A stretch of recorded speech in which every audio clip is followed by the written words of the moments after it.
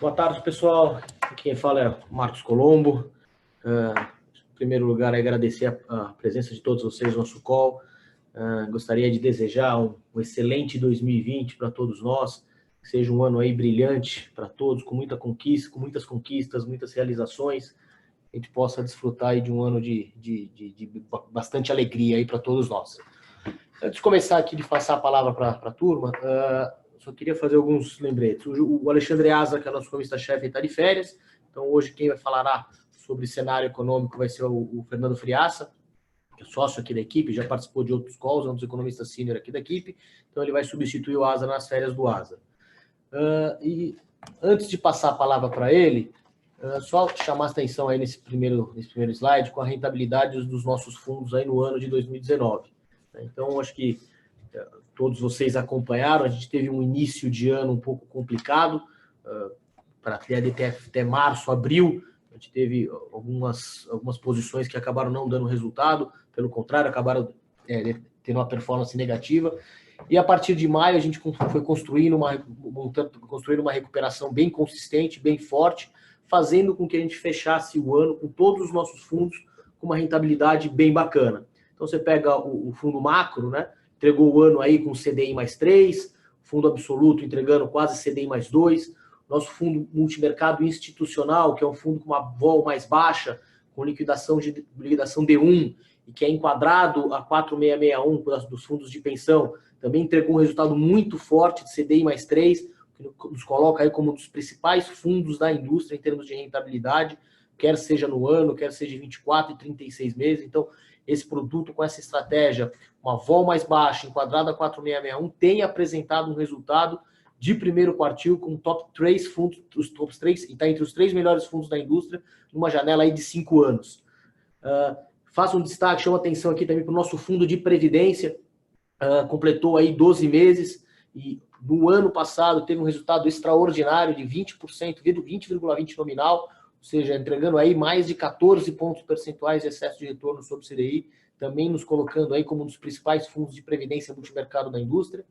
E os fundos de ações, que mais um ano entregaram um resultado extraordinário, já estão completando aí quase 30 meses de histórico, o Renato e a equipe, e consistentemente temos entregado uma performance muito forte. Então, nesse ano, o fundo Mauá Ações FIA, que é o fundo que não é enquadrado para 4661, entregou em Bovespa mais 22, e o fundo que é enquadrado a 4661, que é o institucional, entregou um resultado de Bovespa mais 16. Ou seja, conseguimos fechar o ano de 2019 com todos os nossos fundos, todas as nossas estratégias, com um resultado muito bacana, muito forte, e revertendo aquela tendência do começo do ano, aquele momento do começo do ano que foi frustrante para o fundo Mauá Macro, a gente conseguiu reverter e voltou para a velocidade de cruzeiro, entregando um resultado como foi 2015, como foi 2016, como foi 2017.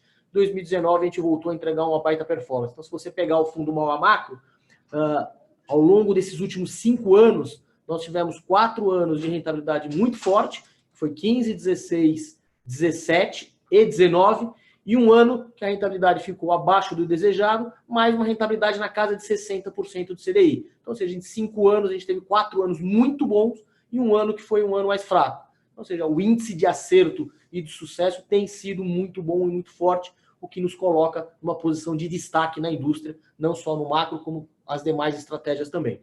Então, fiz questão de chamar essa atenção para esse slide, como foi o fechamento do ano, acho que é bacana que vocês olhem e tenham noção exata de como a gente performou e como foram os resultados ao longo do ano. Dito isso, passo a palavra aqui para o Friaça, para estar falando um pouquinho do cenário, e na sequência o Luiz Garcia falar um pouquinho dos fundos macro, e depois, para finalizar, o Renato fala dos fundos de ações.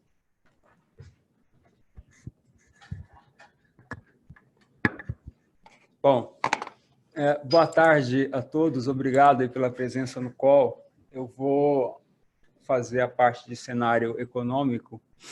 Eu dividi a apresentação em 2 partes, vou falar de internacional e depois de Brasil. Na parte de internacional, alguns tópicos-chave do mês passado e também deste mês.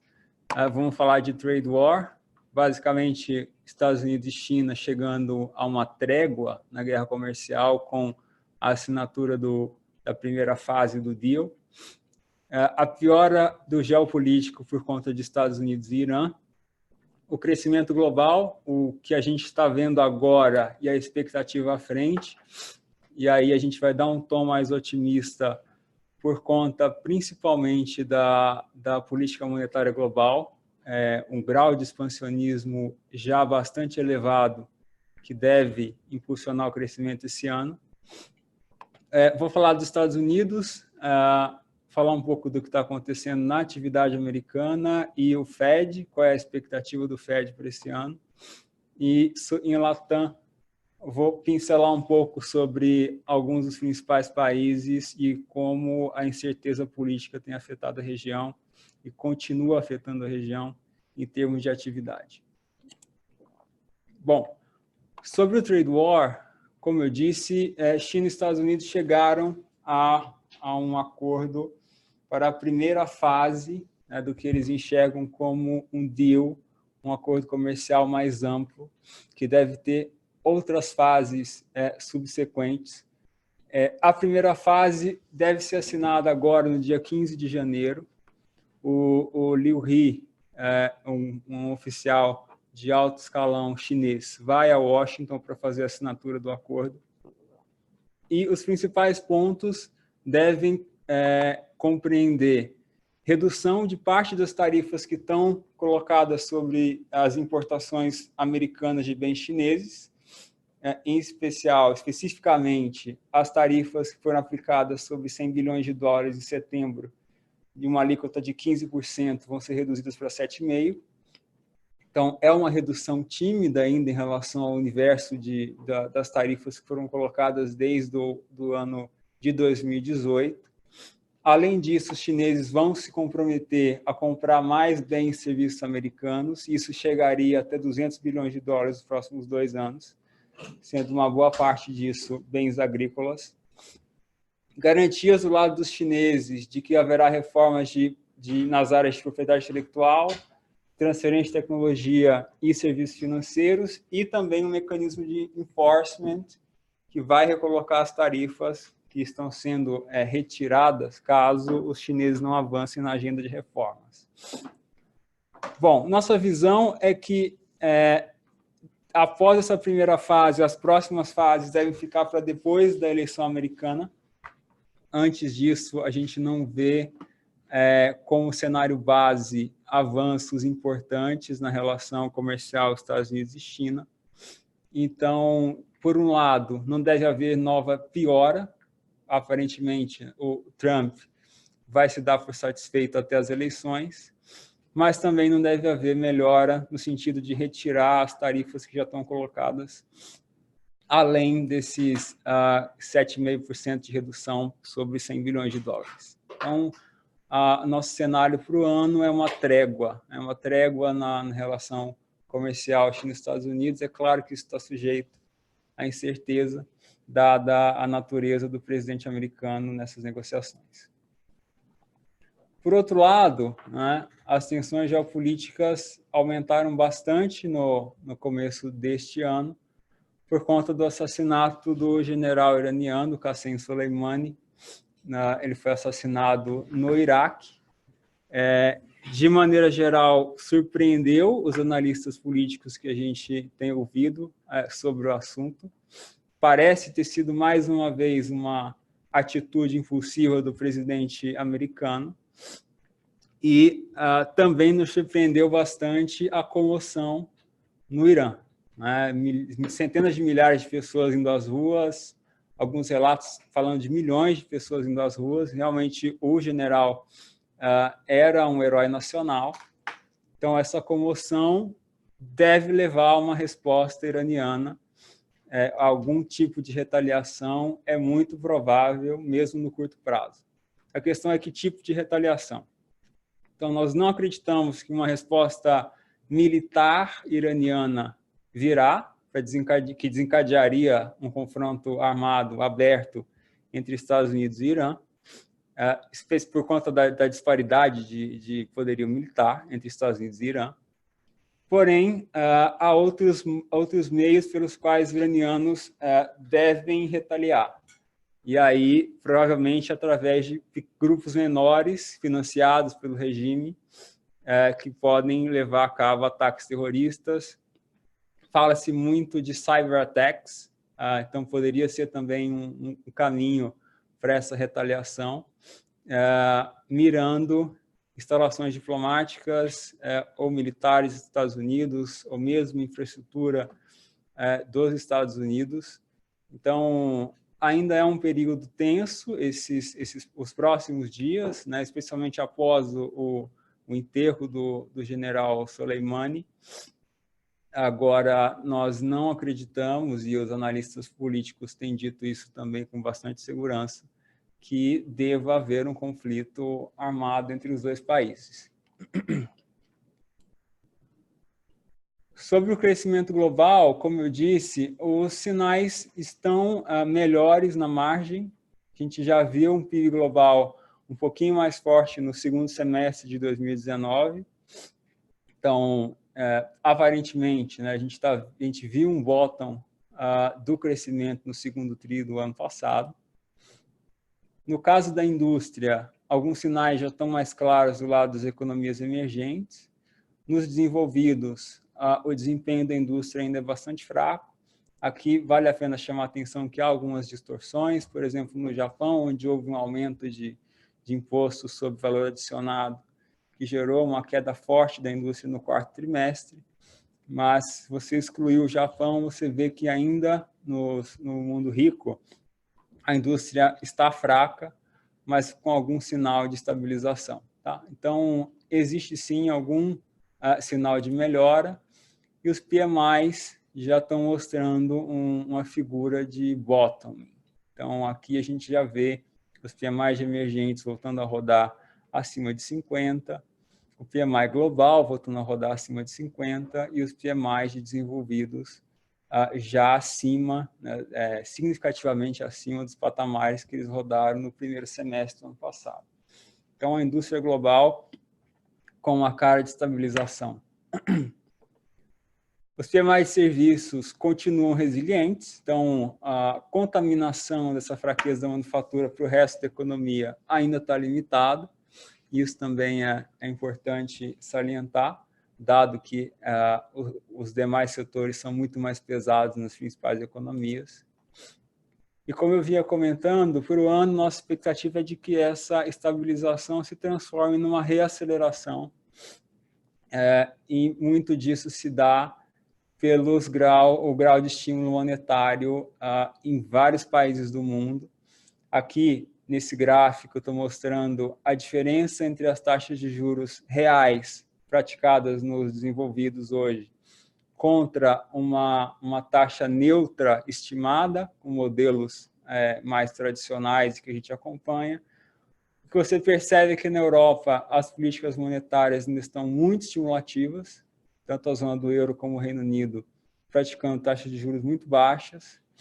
E na América do Norte também, os Estados Unidos chegaram a ficar neutros, né, ou relativamente neutros, em 2018, mas os cortes de juros do Fed já colocam a política monetária americana num patamar razoavelmente expansionista, olhando para o ano de 2020. A gente já vê na economia americana um pouco de resposta a esse easing monetário do Fed. Outra coisa que é importante salientar é que os balanços dos principais bancos centrais voltam a crescer sincronizadamente agora em 2020. O Fed com o QE técnico que ele está fazendo, o ECB voltou a comprar papéis soberanos e corporativos a partir de dezembro agora, e o BOJ que continua também, o Banco do Japão continua com o programa de afrouxamento quantitativo. Você vai ter também do lado das medidas não convencionais de política monetária, os principais bancos centrais globais fazendo easing. Do lado dos emergentes, aqui também uma gama grande de países que fizeram já algum grau de afrouxamento de política monetária. Então, a gente vê na América Latina, na Ásia, também na Europa, no leste europeu. você vê na África, se vê no mundo todo, também bancos centrais respondendo já à desaceleração que houve da atividade. E a China, aqui nesse gráfico exemplificado pelos cortes de requerimentos de depósitos compulsórios, inclusive fizeram mais um nesta semana, né, nesse começo de ano, também para sustentar a economia, além das demais medidas que eles já vinham fazendo desde o ano passado. Então, tudo isso nos leva a um cenário de melhora à frente. Então, a trégua do trade war, junto com as medidas de estímulo já adotadas, levam a esse cenário de estabilização, evoluindo gradualmente para um cenário de reaceleração do crescimento global, principalmente fora dos Estados Unidos. E daí a nossa visão do lado do dólar, pensando nessa recuperação de atividade, mais as políticas monetárias tão estimulativas, particularmente no mundo desenvolvido, um enfraquecimento do dólar, em particular contra moedas emergentes, é uma tese que a gente está trabalhando esse ano na área. Sobre os Estados Unidos, então, especificamente, a indústria, sim, apresentou fraqueza, a fraqueza que os PMI sinalizaram bateu nos dados, mas de uma maneira mais branda, né, do que a relação histórica sugeriria. Agora, do lado dos outros setores da economia, você não vê desaceleração forte. Né? Você ainda vê uma economia crescendo próximo do que é o potencial americano, que é em torno de 2%, não muito menos do que isso. Né? Do lado do emprego, você vê, inclusive, resultados bem fortes, né, nos últimos meses, sugerindo até alguma aceleração. Então, nos dá confiança para esse cenário de que a economia americana continua crescendo muito próximo da tendência. Não deve haver grandes sustos. Com a inflação rodando em torno de 1,60, né, significativamente abaixo da meta do Fed, portanto, o Fed fica com bastante espaço e tranquilidade para manejar a política monetária em 2020 de forma ainda mantendo o estímulo atual para a economia, e honestamente, na nossa visão, a barra para que eles façam alguma coisa, alguma alta de juros esse ano é muito alta. Se alguma coisa, se a economia desacelera novamente, eles poderiam até adicionar estímulos daqui até o final do ano, por causa desse espaço, né, que a inflação dá. Se você olha para os componentes da inflação americana, quando a inflação americana rodava em torno de 3%, de 2%, perdão, o subgrupo que mais destoa dos valores atuais é o Healthcare Services, e nós acreditamos que, por razões estruturais, essa inflação não volta para o patamar próximo de 3,5% que ela rodava. Logo, você vai ter ali sempre você vai ter que ver os outros grupos rodarem acima do que eles rodavam quando a inflação estava na meta, para que você vá a 2% ou um pouco acima de 2%, que parece ser onde o comitê gostaria de ver essa inflação nos próximos meses. Então, em termos de inflação, o panorama para o Fed parece muito tranquilo. De fato, nos DOTs, os DOTs de dezembro, que a gente destaca aí no mês, vieram com um consenso muito amplo em relação a 2020, né, de manutenção da taxa de juros no patamar atual. E aí, para 2021, a mediana mostra uma alta de juros apenas. Então, formalmente, o Fed já está sinalizando esse lower for longer e deixa as condições monetárias na economia americana num patamar bastante estimulativo já, dado o ciclo. No restante da região, na América Latina, o PIB, os dados de atividade continuam fracos. O México tem sofrido desde quando o Obrador venceu as eleições, e no primeiro ano do Obrador a economia desacelerou significativamente, né? Está rodando em patamar negativo. O Chile, com as manifestações e a onda de violência que surgiu no país desde setembro, também sofreu bastante atividade no final do ano. E mesmo a Colômbia, onde o crescimento tem sido muito resiliente, você já vê algum sinal de desaceleração também na virada do ano. Houve manifestações lá no mês de novembro, elas ainda não bateram nos dados, nós não vimos ainda o impacto disso na prática, mas há sim alguma desaceleração acontecendo. Então, em resposta a isso, o México deve continuar cortando juros, o Banco Central mexicano deve continuar no ciclo de cortes, pelo menos até a taxa neutra, que seria em torno lá dos 6,5%, 6,5%. No Chile, é difícil dizer o que o Banco Central faz na situação, dado que a crise é majoritariamente política. Então, até que haja clareza, pelo menos, sobre o que vai ser a nova Constituição, não deve haver movimentos de política monetária. E na Colômbia, vai tudo depender do crescimento, à medida que a inflação vai voltando para o centro da meta, rodou um pouco acima disso esse ano. Partindo para o Brasil, na atividade, nós estamos confiantes numa aceleração, a gente já teve esse ano em 2,5%. A economia já está rodando na margem, mais ou menos nessa velocidade. E esse call é baseado nos fundamentos. Nós vemos muitos fundamentos de crescimento na economia brasileira, todos apontando para cima. Então, a gente segue confiante nesse call. A inflação deve permanecer ainda baixa, porque os núcleos continuam muito baixos, apesar de ter tido choques de curto prazo na parte de alimentos. Eles devem se reverter agora no curto prazo. E a inflação termina o ano em um patamar baixo. Nossa previsão é 3,5%, contra uma meta de 4% para 2020. Então, ainda há muito espaço aí para o Banco Central em termos de inflação, né, caso ele queira estimular a economia. O BC, apesar disso, explicitou cautela nos próximos movimentos na última decisão que eles tomaram.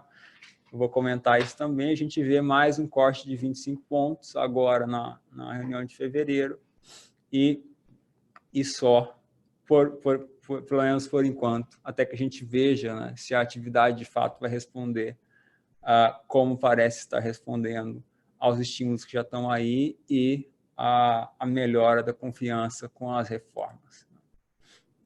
Aqui nesse slide, um heatmap de atividade, então, para mostrar que, de maneira geral, os principais conjuntos de dados já estão rodando numa velocidade mais alta do que o PIB rodou ali até o final do primeiro semestre do ano passado. Aqui a FIM, a produção industrial, já está na casa de 3%, nos últimos números. A PMC rodando acima de 2% já há algum tempo, agora próximo de 3%. E a pesquisa de serviços também vindo bem forte na virada do terceiro para o quarto trimestre. E a geração de emprego formal, né, no CAGED, também vindo bem forte no quarto trimestre. Então, em termos de atividade, nós já estamos vendo essa aceleração que a gente espera, 2,5% de crescimento para esse ano. As condições financeiras continuam num patamar bastante estimulativo. As confianças, como eu disse, numa tendência clara aí de melhora.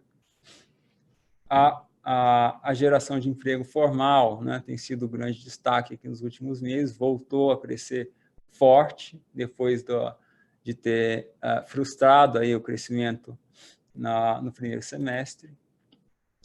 Ela está sendo acompanhada com ganhos de salário, então a massa salarial real já está de novo, né, crescendo numa velocidade bastante alta. Isso vai sustentar o consumo para frente, junto com o crédito, que também está numa trajetória de crescimento boa. Então, como eu disse, os fundamentos da economia todos apontam para um crescimento mais sustentável, num nível mais alto. Vamos ver se os dados vão confirmar a percepção que a gente tem. A inflação, então, os núcleos terminando esse ano abaixo de 3,5%, a gente vê alguma recomposição ao longo de 2020, indo para esse 3,5. A gente vê o IPCA cheio em 3,5, dando espaço para o Banco Central continuar ou dar um último corte de 25 pontos na próxima reunião. Tá? Sobre o BC, na decisão passada, acho que chamar a atenção, né, para o espaço que os modelos dele ainda dão para mais estímulos, né? A meta de inflação de 2020 é 4%, a gente está vendo num cenário em que a Selic fica estável e o câmbio em 4,20, já é um patamar acima de onde a gente está hoje. A inflação de 2020 estava em 3,70, contra uma meta de 4%, portanto, ainda há espaço para fazer mais estímulos. No entanto, ele deixou claro que daqui para frente a cautela vai ser maior na condução de política monetária. Então, nosso cenário base é um corte de 25 vezes na reunião de fevereiro e para por aí. Aí se mantém aí por bastante tempo. Aqui, por fim, só esse gráfico mostrando o espaço que ele tem de acordo com os modelos. Nas projeções do modelo com diferentes hipóteses, né, ainda colocam a inflação abaixo da meta. No horizonte, essa barrinha escura mostra onde é o horizonte relevante para a política monetária atualmente. Então, a gente vê, sim, que o Banco Central tem espaço, daí a visão de que ele corta mais. Mas, dessa vez, apenas 25 pontos por causa da sinalização que ele deu. Termino por aqui, passo a palavra para o Luiz Garcia. Obrigado, Friaça. Bom, como já falou o Marquinhos, a gente teve um mês bastante bom, né? bem positivo, bem forte. A nossa principal aposta, a gente já vem falando há algum tempo, tem sido na Bolsa Brasileira, então grande parte do resultado veio da posição de Bolsa, tanto na Bolsa aqui quanto lá fora também, quase 50 basis points de geração de alfa na Bolsa no S&P. Juros também mais ou menos em torno de 50 basis points. O câmbio também, enfim, então uma performance bastante forte na Bolsa, mas também razoavelmente generalizada entre as outras classes de ativo também. A gente perdeu um pouco aqui nos juros offshore, alguma posição ainda que a gente ainda tem em Colômbia, e no hedge, obviamente, que é o valor esperado que seja negativo, especialmente em meses de resultado positivo, né? Então, foi um mês de dezembro bastante bom e que faz fechar um ano onde a gente tem muitas lições a tirar pela frente. A gente aqui fez assim uma grande biópsia, né, uma autópsia de todos os nossos erros aí ao longo desse ano de 2019. Foi um ano de muitos aprendizados. A gente acredita que melhorou bastante os processos. Ao mesmo tempo, reforçamos muito a sensação de time dentro da equipe. Procuramos aqui melhorar individualmente também, coletivamente. Acho que a gente começa esse ano aqui de 2020 bem animados por voltar para onde a gente entende que seja o nosso lugar natural na indústria, que é na parte de cima dessa classe, da classe, né, de fundos multimercado. Falando um pouquinho como a gente está vendo as coisas agora, né, que a gente virou o ano aí bem animado, com a mesma cabeça que a gente fechou dezembro, basicamente impulsionado por 3 fatores, né? Aqui dentro, no Brasil, a gente passou o ano de 2019, onde a gente via a presença de investidor estrangeiro muito baixa, né, nos mercados brasileiros, mesmo depois da aprovação da reforma da Previdência, onde a grande justificativa era o país não cresce, o crescimento não aparece, e aí mesmo com esse ajuste fiscal da reforma da Previdência, sem crescimento, a situação não é tão boa assim. Isso tudo foi virando aí ao longo do ano, né? E agora, na virada do ano, assim, a sensação de crescimento, como a gente já mostrou lá no heatmap, bem diferente do que a gente tinha visto no meio do ano, sobretudo em atividades relacionadas a crédito, mas próprios indicadores de indústria também mostrando já sinais de recuperação. Então, esse foi um fator muito importante. O outro fator super importante foi a limpeza do cenário geopolítico, né? Como falou o Friaça aí também, com relação à trégua na guerra comercial Estados Unidos e China. O terceiro, e eu diria até isoladamente mais importante, é o Fed, né, o Banco Central americano, basicamente anunciando para o mundo que a Selic do mundo, né, a taxa básica de juros americana, vai permanecer baixa por bastante tempo.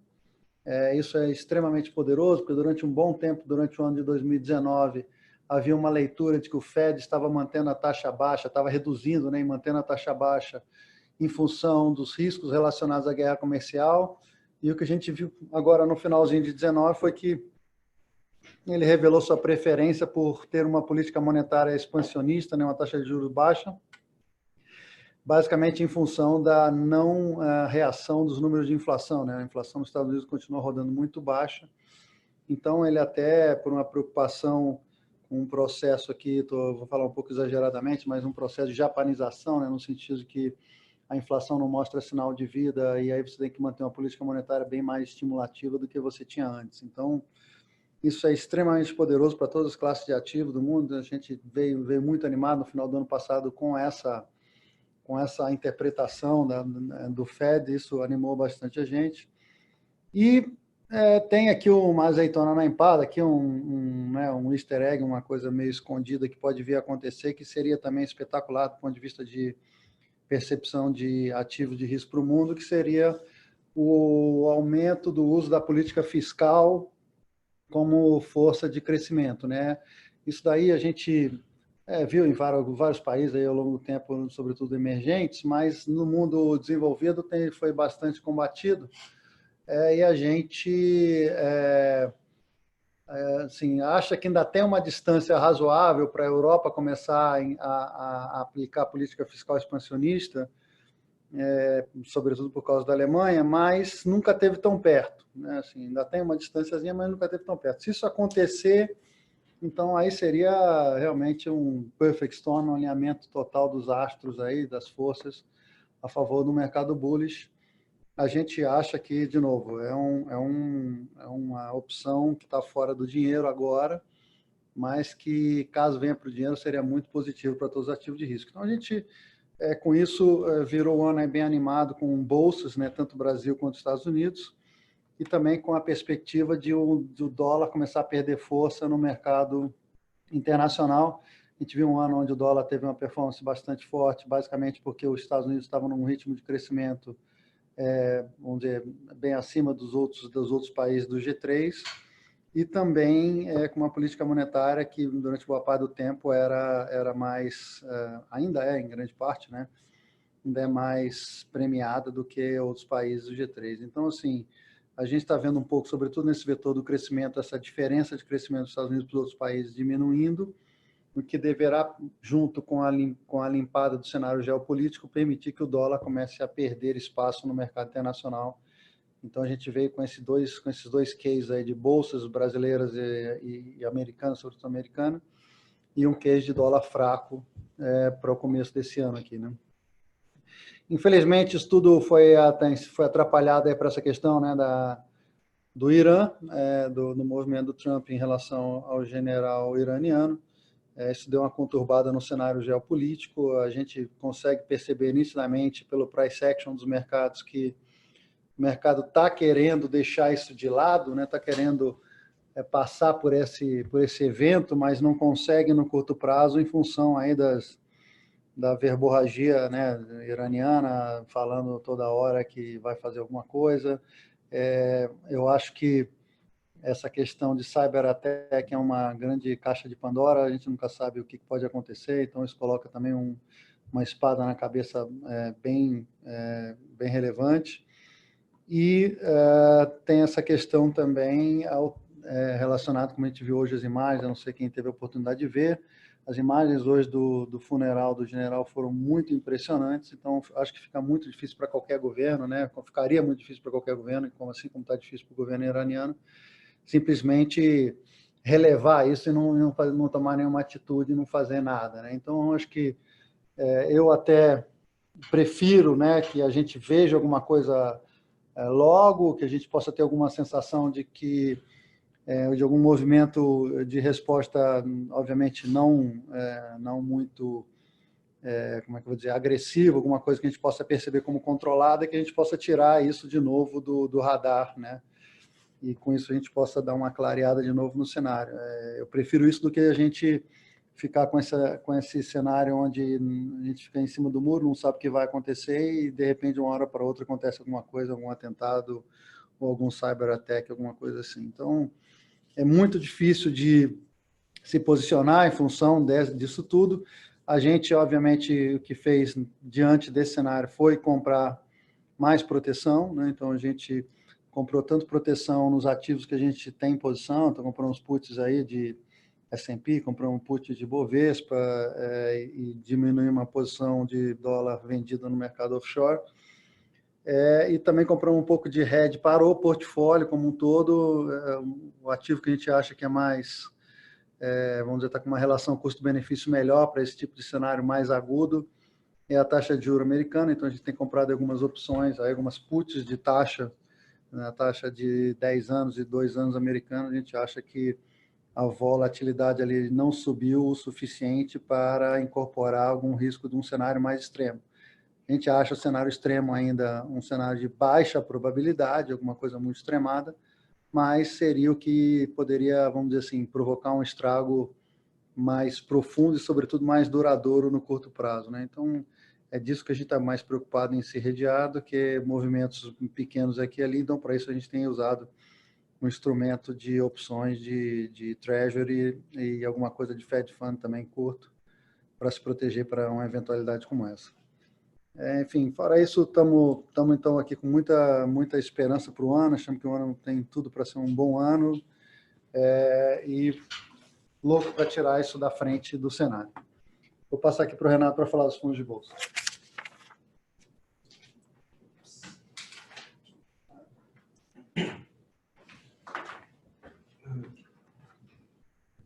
Boa tarde. Vou comentar aqui um pouquinho o mês de dezembro. Acho que o mês, assim, novembro não tinha sido um mês bom para a gente, né? Mais em relação à alfa do que em relação ao resultado, que tinha ficado um pouco para trás da bolsa. Enfim, comentamos no mês passado que algumas posições nossas não haviam funcionado, mas a gente continuava com as convicções e com os tamanhos. Aproveitamos o mês de novembro para aumentar algumas coisas que a gente realmente acreditava, já estava grande, foi ficando um pouquinho maior.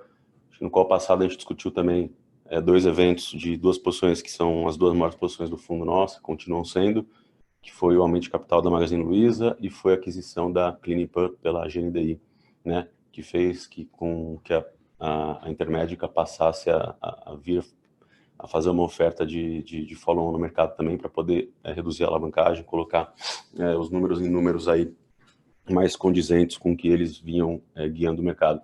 Acho que esses dois fatores, né, pesaram um pouco no mês de novembro, e acabou que essas ações, Magazine Luiza andou um pouco antes, porque a oferta foi antes, e Intermédica teve uma performance estelar ao longo do mês de dezembro, aí, fazendo com que fosse o setor de maior contribuição para a gente no portfólio. A gente, obviamente, a ação subiu quase 17%, 20%, 130% no ano. Aproveitamos o fim do mês aí para dar uma reduzidinha, porque, né, fomos tirando ali, a gente está terminando de fazer as contas, ver o que está no valuation ou não, mas enfim. Acho que dos setores, então, né, que a gente teve um mês aí, subiu 12,6 mais ou menos, contra um Bovespa de 6,85, então teve um alfa de 5,7 no mês, que assim, bastante coisa ajudou, né? Então acho que os principais contribuidores são nomes com pessoas, né, os investidores, pessoas que a gente vem falando no mercado, são os mesmos nomes, e os mesmos nomes de sempre. Teve algumas alterações pequenas, mas acho que no mês, em específico, GNDI, EZTEC, Locamerica, uma posição que a gente tinha pequena e aproveitou a oportunidade de um follow-on que eles fizeram para aumentar e maior, e a ação andou uns 15%, 20% logo após o follow-on.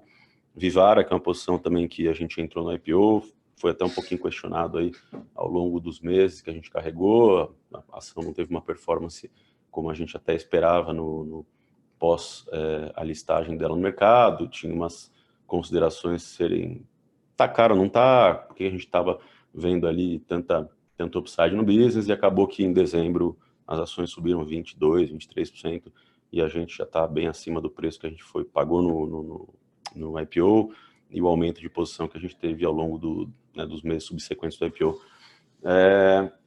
outras posições que ajudaram a gente, então, se você pegasse em blocos aí, saúde, consumo discricionário, financeiro, real estate, transportes, serviços básicos foram os maiores contribuidores. Acho que não teve muita coisa que detraiu aí, mas, enfim, teve parte de energia, consumo não discricionário e commodities. Então, basicamente, ou alguns longs que não andaram durante o mês, ou os shorts que a gente carrega, que são os mesmos, e, obviamente, teve empresas aí que com beta um pouco maior, que com esse ralizinho de risk on, com tudo que o pessoal, que o lag, o pessoal falou aqui, contribui um pouco para esses performance de algumas coisas que a gente julga não está no preço certo, mas enfim. Acho que aqui é um pouco das posições, a gente continua, como eu falei, a gente fez alguns ajustes aí ao longo do finalzinho do mês, a gente reduziu um pouco, porque teve essas ações que subiram 15% a 20%, a gente por disciplina de capital, valuation, e está reentendendo aí o que fez com que elas tivessem essa reprecificação, se foi re-rating, se foi o crescimento de earnings, se a gente está com conta nas nossas contas aqui um pouco ou conservadoras, se foi ajuste já do pessoal em detrimento da taxa de juro baixa, está ajustando os cost of equities, em todos os balanços, que isso mexe bastante, mas enfim, a gente continua com posições grandes nas mesmas empresas, a gente só reduziu, tirou um pouco da gordura para dar espaço aí para ações que eu, como mencionei, Locamérica, a gente comprou um pouco de Gol também, Cirela a gente aumentou, voltamos a aumentar um pouco em educação em Cogna, Via Varejo a gente comprou um pouquinho a mais também, então a gente foi cortando um pouco dos longs muito vencedores ao longo do ano, especialmente em dezembro, para poder dar espaço para essas outras ações que estavam com upside e risco-retorno um pouco melhores.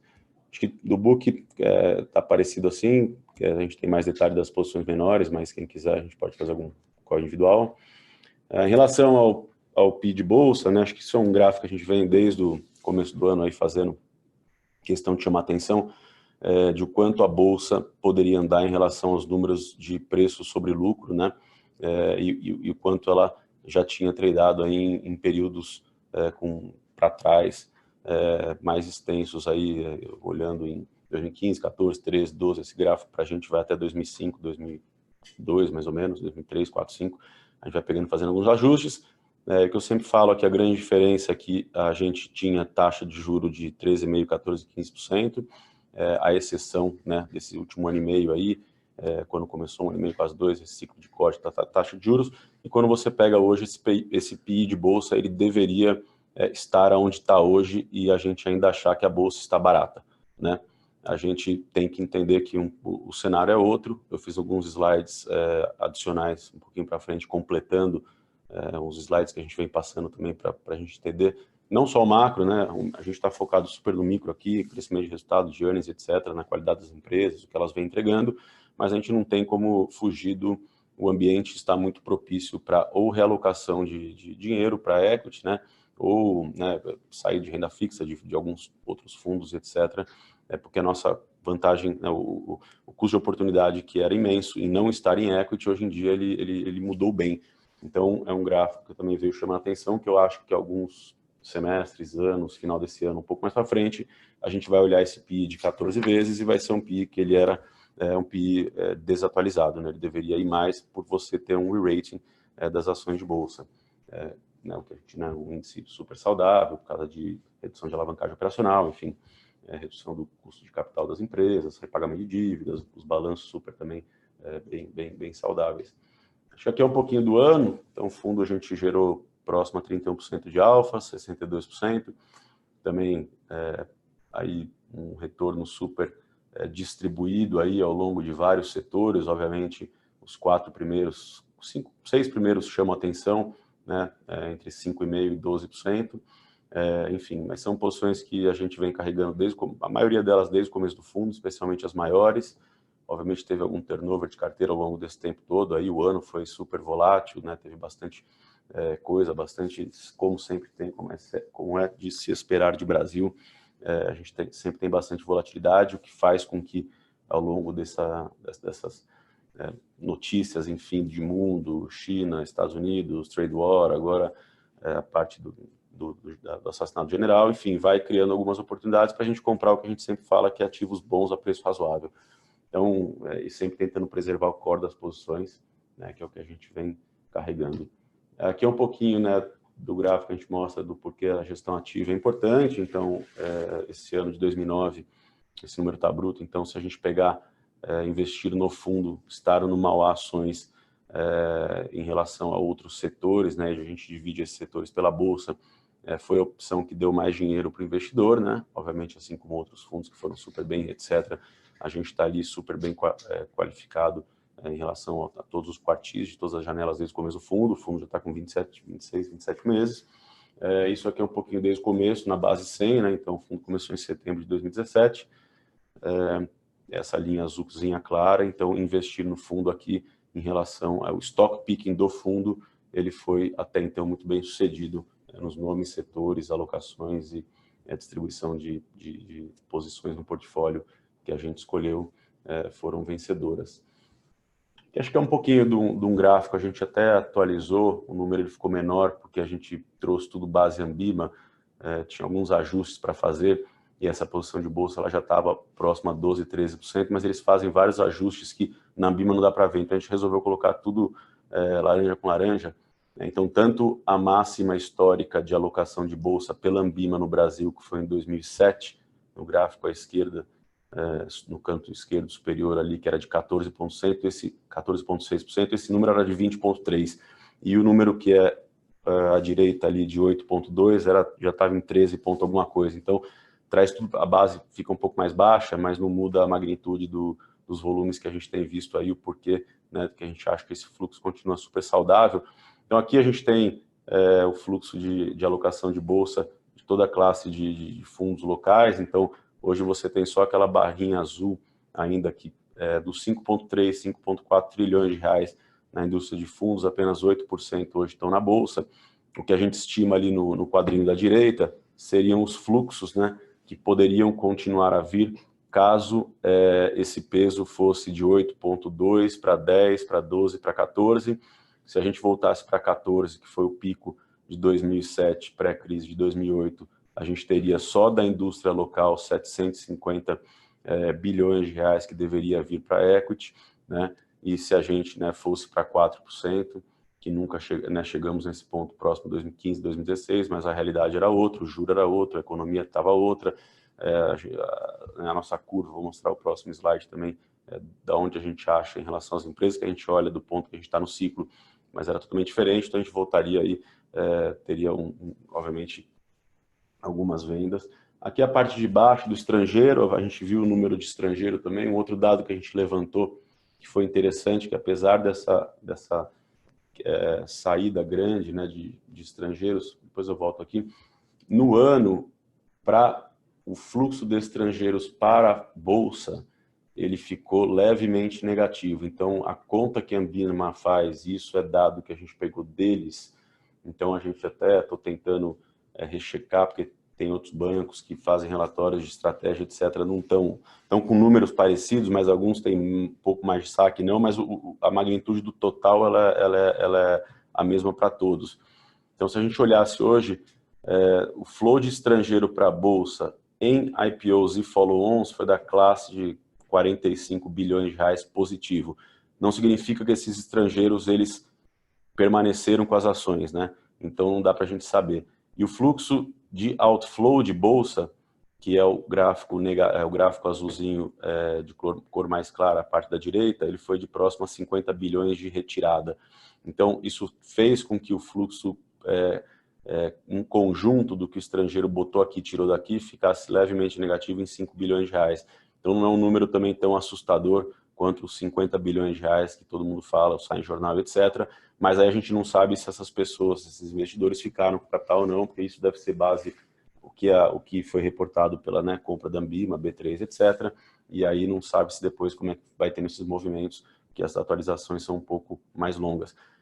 O que também tem que chamar atenção, né, é que ainda o estrangeiro ele é o maior detentor de ações brasileiras, né, na Bolsa. Então, hoje, mesmo que você fale que o estrangeiro não queria Brasil, queria reforma, aí não tinha PIB, agora estamos num começo aí de crescimento, estamos vendo aí um PIB privado, que passou a reagir em relação ao PIB público, que ficou aí super estagnado, né, depois de todos esses lava-jatos, etc., ainda o estrangeiro ele tem 45% da bolsa de propriedade de fundos que têm sede fora do Brasil, né? Aí você tem 31,5% são institucionais, 18% pessoas físicas, aí obviamente isso aí entra diretor de empresa, presidente, dono da empresa, etc. 5% é outros. Então, acho que a alta da Bolsa, né, esse número ele chegou num pico do estrangeiro em 52,8%, e obviamente esse fluxo para ir para 5 bilhões negativo, um pouco mais, etc., ele veio para 45%, mas eles ainda estão aqui, eles ainda são muito presentes no mercado local.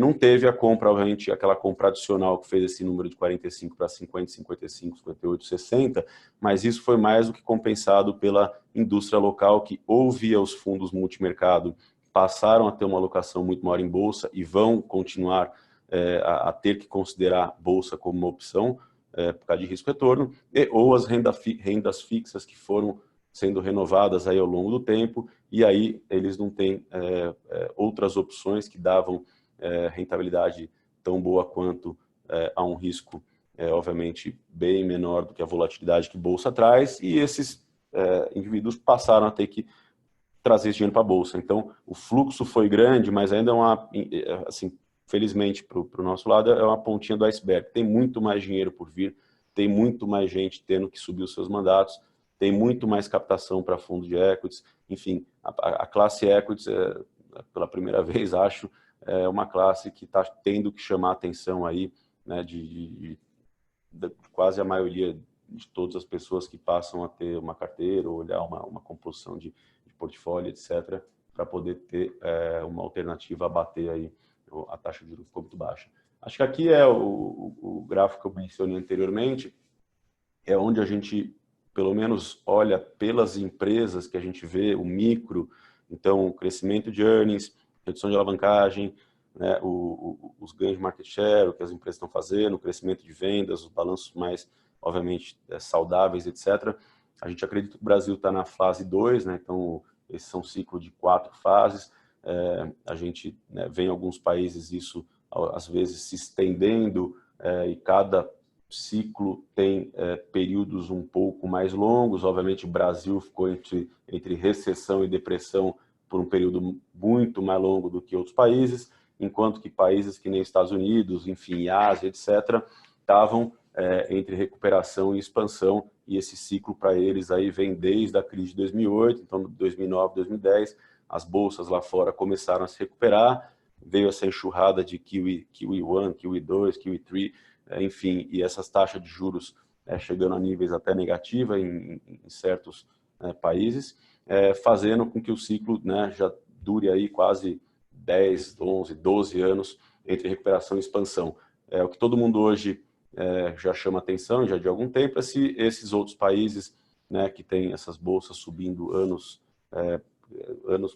contra ano, ano contra ano, então o S&P aí batendo recorde em quase todos os índices de bolsa que eles têm, estão fazendo com que esses países pudessem estar entrando numa recessão, mas até então a gente não consegue ver dados para comprovar isso, nem de China, nem da parte de Ásia, nem da parte dos Estados Unidos. Tem um monte de data points, um monte de PMIs aí ao longo de cada um reporta. A gente, o time macro dá um suporte gigantesco para a gente nisso, mas ainda faz com que, embora esses países estejam com perspectivas de crescimento bem menores do que eles tinham, o crescimento ainda saudável. E aí quando você olha para o Brasil, obviamente, apesar de a gente ser uma gotinha no oceano, da alocação o custo de alocação que eles têm que considerar para as carteiras e o momento que a gente está aqui de economia, com uma aceleração econômica, melhora do desemprego, pressão positiva de preço, aumento de consumo, melhora da confiança e a expansão de crédito, faça com que por estes anos aí por vir, com essa taxa de juro, a gente possa começar a ver aí números bem mais animadores para a economia. Acho que aqui é um pouquinho do upside da carteira, né? A gente vê aí quase 35% de upside para os próximos 12 meses. A gente está carregando aí 21 nomes, nosso maior nome hoje tem 13,5%, nosso menor nome tem 2,5%. Depois, quem quiser, a gente entra em detalhe nome por nome, num call particular, enfim, é só pedir para o pessoal aqui. E acho que uma dúvida que foi levantada de uma questão, né, nomes que podiam se beneficiar ou não em relação a esses conflitos novos que surgiram aí. Acho que o mundo cada dia mais aí né, tendo conflitos geopolíticos, guerras, trade wars, etc. A gente não vai estar crise migratória, enfim, cada hora aparece um problema para ser resolvido e vai virando uma bola e aquilo vai inflamando diversas regiões, etc. Obviamente, o ativo que mais deveria sofrer impacto né, nesse último conflito recente aí do assassinato general seria o preço do petróleo. E para a gente aqui, obviamente, o preço do petróleo mais alto no mundo inteiro faz com que você tenha um crescimento um pouco menor, porque isso é fonte de custo para muita coisa para fazer, mas para o Brasil ele seria mais sentido nas indústrias, obviamente, que consomem o petróleo, em airlines é a que tem um impacto mais direto, depois você vai entrando em outras derivadas, mas, obviamente, você também tem outras empresas, tais como Petrobras, né, que seriam beneficiadas porque o petróleo está num patamar um pouco mais alto. Então, acho que, obviamente, net ele é negativo, porque adiciona um outro layer de risco, mas, obviamente, não é um negócio que estava, assim, isso estava fora do radar, mas ataques aqui e lá não são coisas que deveriam estar hoje fora do nosso radar, dado um passado bem recente. Então, acho que é um pouco disso. A gente continua super otimista em relação às nossas posições, em relação ao retorno do fundo, em relação, obviamente, às frentes de captação que a gente tem aberto. O fundo fechou o ano com números bem, assim, super razoáveis para a gente. A equipe está redonda, super trabalhando junto. Trouxer mais uma pessoa para repor um analista que a gente tinha que estava indo, resolveu fazer MBA. Enfim, mas trouxemos um analista já que era do Banco Mundial, enfim, já entra jogando, a gente está começando a fazer o treinamento dele. Estamos super otimistas, temos um upside bem razoável para a carteira. Os setores, a gente tem visto uma reação mais do que positiva no micro das nossas companhias. Continuamos aí super animados para o ano de 2020. E queria agradecer, obviamente, também vocês, o apoio dos que já estão investidos, os que estão olhando para investir. Estamos super abertos aí para esclarecer eventuais dúvidas. E acho que a gente encerra por aqui. Obrigado, Renato. Mais uma vez, pessoal, muito obrigado. Um bom ano para todos nós. E qualquer dúvida, qualquer solicitação, qualquer demanda, estamos 100% à disposição. Abraço, tchau, tchau.